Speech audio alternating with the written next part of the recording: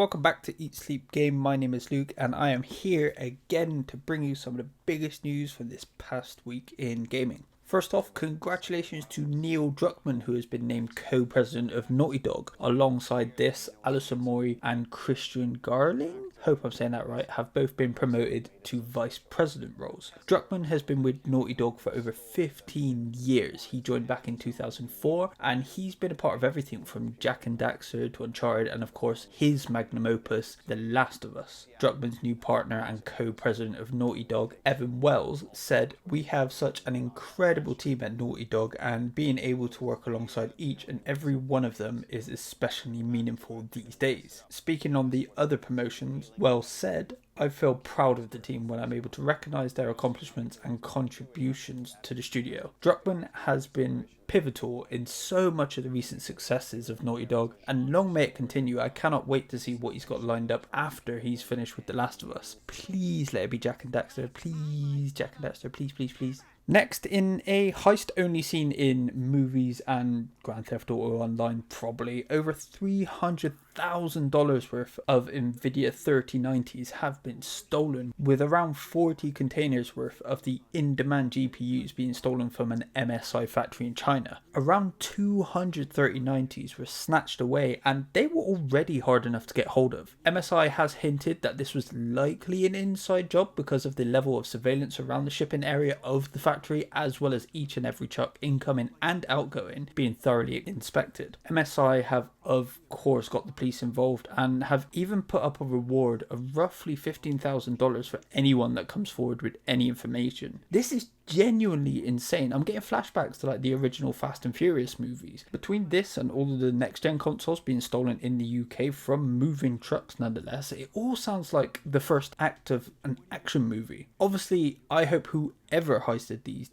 does get caught, but man, from how organised they must have been to pull all this off, they're probably in the wind by now. I wonder how long it's actually going to take for some of these 3090s to start appearing like online somewhere, being obviously a ridiculous price. Some are going for like $2,000 at the minute. I wonder how long until we see like a pattern of these actually emerge. Cyberpunk is finally here. After 8 long years of waiting and multiple delays, CDPR's newest game is finally in gamers' hands, but oh boy has it been a bit of a rough launch. Firstly was all the oddness around reviews, with reviewers not only not getting to play any console version of the game, only having access to the PC version, but also then being mandated to only use B-roll and trailer footage in the reviews. Naturally, this caused a bit of a fuss online and multiple outlets have held off on dropping their reviews, rightly so. But it's also kind of become clear why CDPR may have done this. Cyberpunk has had a rough launch and it has been really glitchy, and it's thought that this could be an attempt to cover that up until they were able to fix some, if not most of the bugs. Gamers have suffered with everything from smaller, simple graphical issues to the game being simply unplayable. Last gen console players in particular have been hit the hardest from the sounds of it, which unfortunately isn't a huge surprise considering all the reports that the last delay to the game was due to CDPR having a lot of difficulty with the last gen versions of Cyberpunk.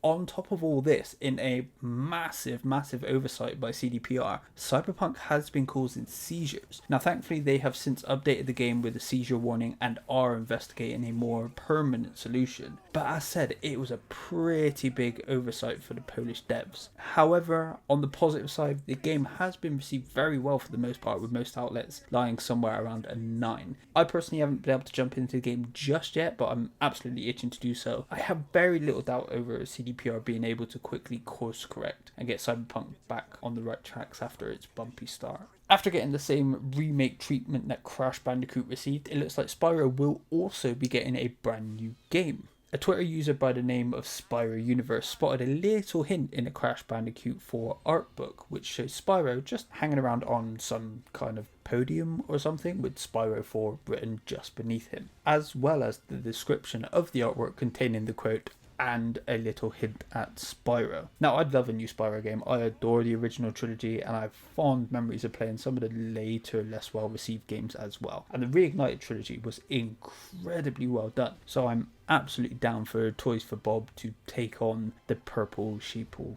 eater. I'm sorry.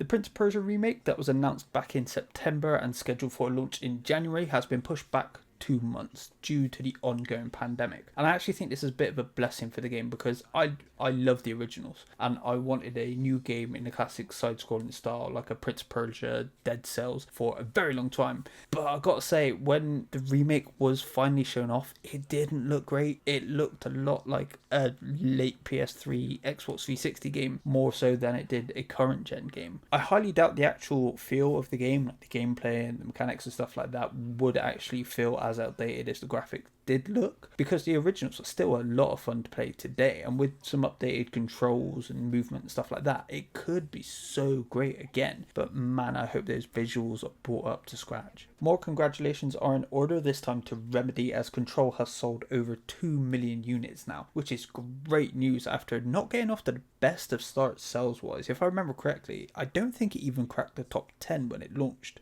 which is insane.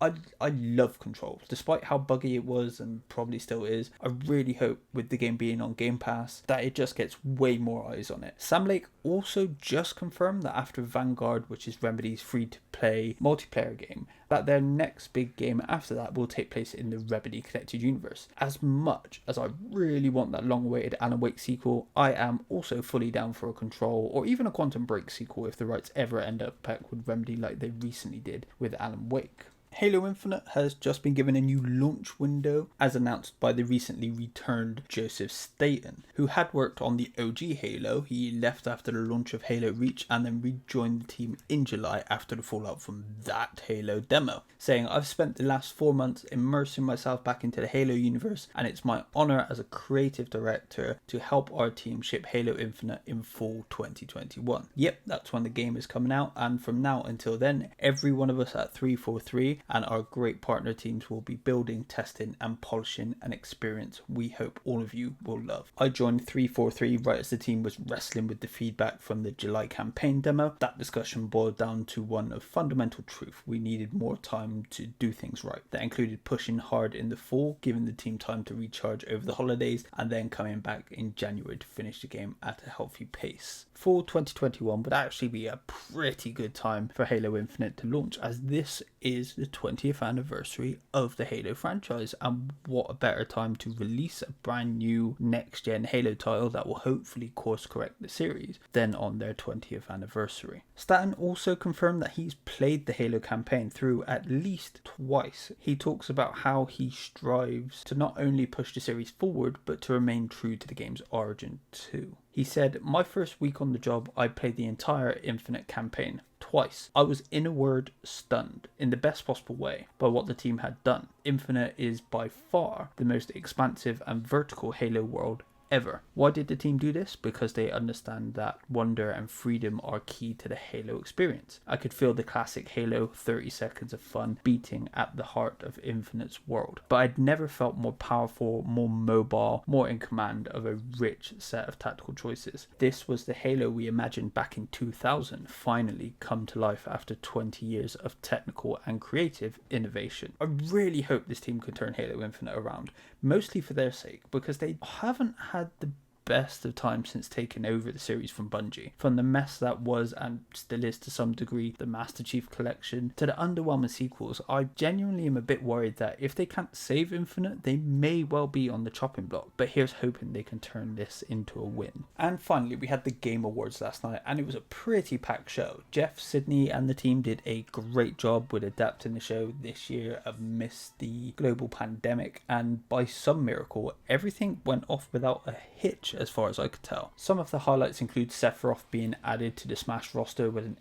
epic as hell intro, and maybe hinting at a new mode coming in the game. At the end of the teaser, he transformed into his godlike form, kind of seemingly replacing the boss from the Smash campaign, maybe? Who knows? Probably not. I'm probably just reading too much into that. We finally got confirmation and a first look into the initiative's Perfect Dark reboot, which has been the worst kept secret in recent gaming history. We also got a first look at the gameplay for Back 4 Blood, a spiritual successor of sorts for Left 4 Dead. Cyberpunk will be crossing over into Forza Horizon 4, with the protagonist's car being available right now. We got to see what Fulbright, who gave us Gone Home, have been working on, and it looks really cool. It's got this awesome Take On Me by Aha noir art style to its characters. We got a first look at Dragon Age 4. Vin Diesel made his Game Awards return in Arc 2, which looks a little bit ripped off from Horizon Zero Dawn. And alongside that, a pretty star-studded animated series was also announced. Fall Guys Season 3 is launching on December 15th, and of course it's got a Winter Wonderland theme, and honestly I'm really glad Fall Guys is still doing relatively strong. I fell off about a week or two after the launch, but I thoroughly enjoyed the game. I'm so happy they've been able to keep rolling with the content. We are getting a Ghosts and Goblins Resurrection, which just lit me up when it was revealed, as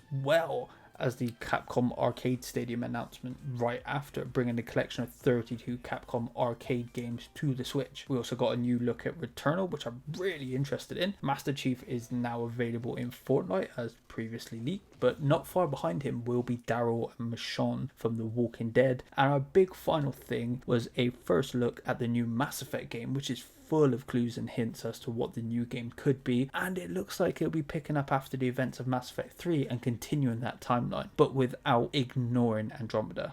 Does that mean I have to go back and play Andromeda? Ugh.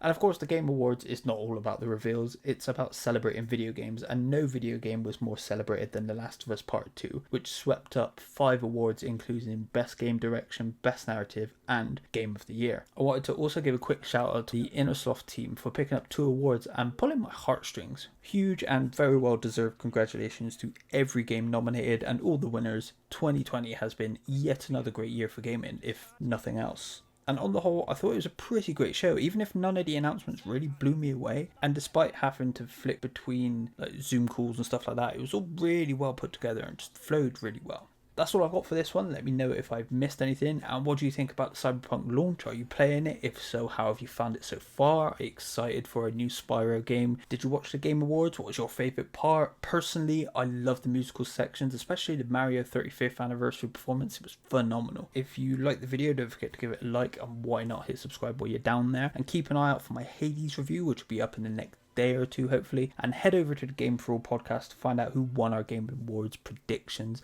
and who gets the deciding vote on the Game for All Game of the Year. Thanks for watching, and I will see you again soon.